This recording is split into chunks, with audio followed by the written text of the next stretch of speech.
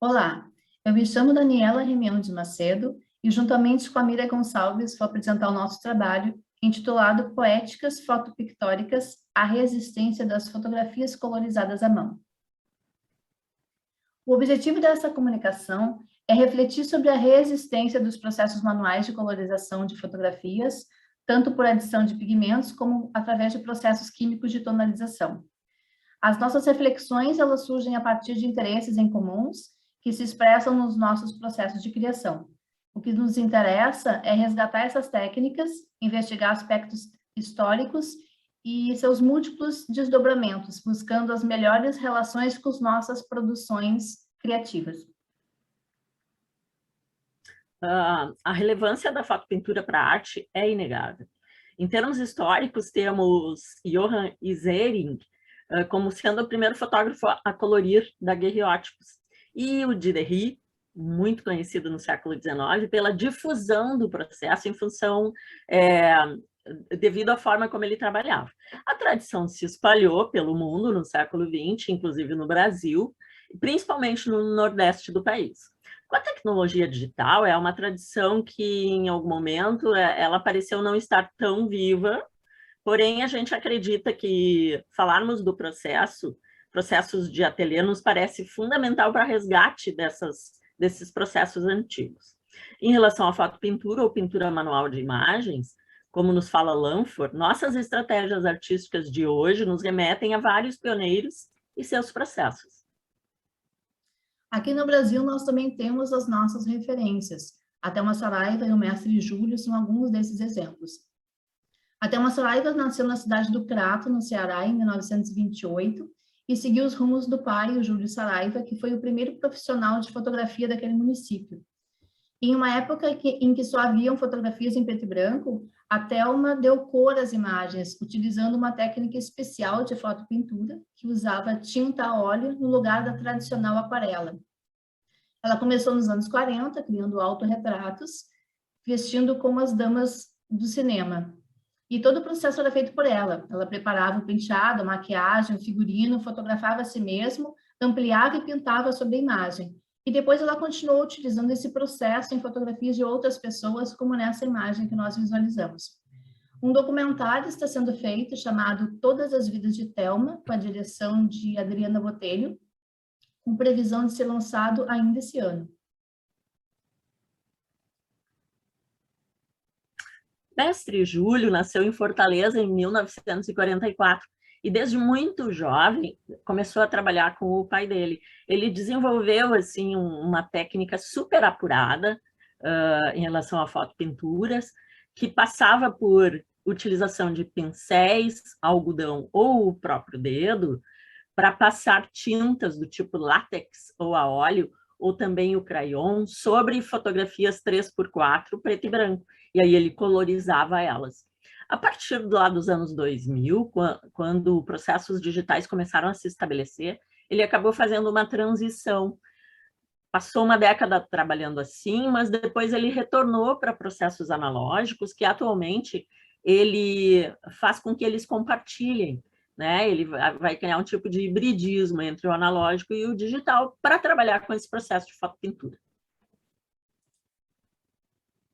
Assim como as referências nos pioneiros da fotografia e nos seus processos de fotopintura, nós encontramos nas nossas fotografias de família os nossos próprios retratos pintados, que foram encomendados pelos nossos pais e que marcam com certeza o início dessa nossa paixão pela fotopintura. A minha primeira lembrança de uma fotografia colorizada é essa imagem, na figura 3, que foi pintada por um profissional na década de 70 em Porto Alegre, e que se mantém até hoje protegida em uma pasta específica e foi guardada com carinho durante todos esses anos pela minha mãe. Para minha surpresa, nos meus acervos de família, existiam fotos pintadas que, durante um certo tempo, eu acabava nem vendo elas.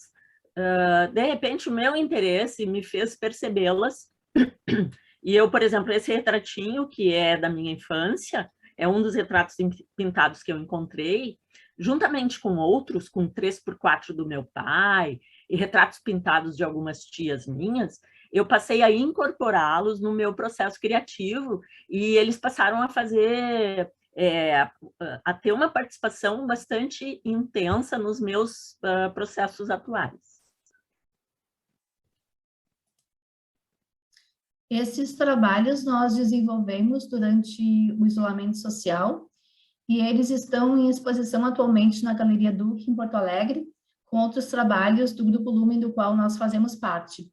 E nós utilizamos técnicas experimentais, utilizando o analógico e o digital nos nossos processos criativos, além do hibridismo entre a fotografia e a pintura. E os trabalhos, eles partem de impressões em preto e branco, de imagens do nosso acervo, através de processo químico. E sobre essas fotografias analógicas, então, nós fazemos a colorização à mão. A minha série fotográfica chama Le Ton de Rose e busca expressar a relação entre a bailarina e a flor, e a efemeridade da dança, das flores, da vida e da própria fotografia. A bailarina é um tema já recorrente no meu trabalho, e essas fotografias são de um ensaio feito em 2017. Com a pintura manual, elas se desdobram, então, em outras imagens. Isolada em casa, eu acabei transformando o meu jardim num lugar de experimentações e utilizo, então, os extratos naturais de rosas para colorir essas fotografias. Esses extratos, eles foram feitos através de infusão com água fervente, até se obter um pigmento suficiente para a colorização do suporte fotográfico, que possui uma camada gelatinosa onde essa emulsão se adere. Esses extratos naturais, eles permanecem em constante alteração, mudando a tonalidade e também esmaecendo. E em uma etapa final, as rosas foram, então, sobrepostas a essas fotografias colorizadas à mão, se agregando ao cenário das imagens, e foram, então, refotografadas, se desdobrando nas imagens finais dessa série. O meu projeto, então, nesse ensaio, chama-se Insetos Gigantes, e ele foi elaborado a partir das demandas criadas pelo grupo, né, de estudos do qual eu participo. Eu passei a tentar encontrar no meu acervo pessoal aquelas imagens sugeridas, que passaram por imagens da Universidade Federal do Rio Grande do Sul e também algumas paisagens. No desdobramento do projeto, eu pintei, então, paisagens a partir de 3 processos. Um processo à base de tintas para aquarela, um outro processo usando canetinhas hidrográficas e também usando um procedimento de laboratório PB que é conhecido como viragens, onde a gente tonaliza as cópias a partir de produtos químicos. Os insetos, então, os insetos gigantes do título, eles foram encontrados ao longo do tempo, ou na minha casa em Porto Alegre, ou no meu sítio, devagarinho eu fui acumulando eles, para que depois eu pudesse pensar as minhas composições. Um detalhe interessante a ser falado, que tem a ver com essa foto, a foto número 10 que está aparecendo, é que o processo tradicional de pintura em fotografia PB, ele pode ser feito com tintas à base d'água, que são com transparência, para que não escondam a fotografia de base. E a gente, para melhorar a superfície em função do amido, que faz com que permaneça uma umidade no papel, que facilita a pintura, a gente usa batata como um dos elementos que eram usados tradicionalmente.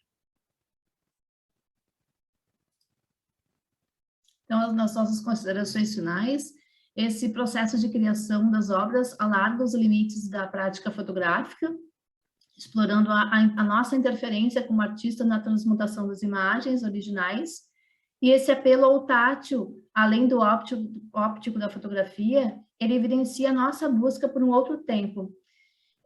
Nas memórias afetivas das nossas próprias fotografias de infância colorizadas à mão, que nós encontramos o nosso primeiro contato com essa técnica e o despertar da fascinação pelo processo da fotopintura. É nos personagens da história que compartilham a mesma paixão pelas imagens e pelas cores, que encontram as referências para seus trabalhos.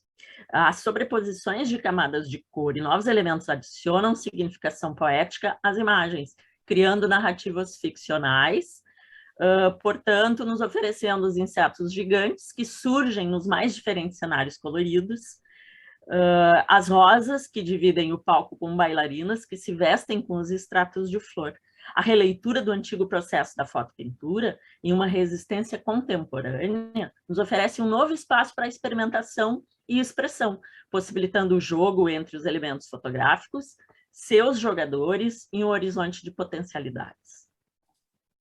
Aqui estão nossas referências e, portanto, queremos agradecer a atenção de todos. Muito obrigada.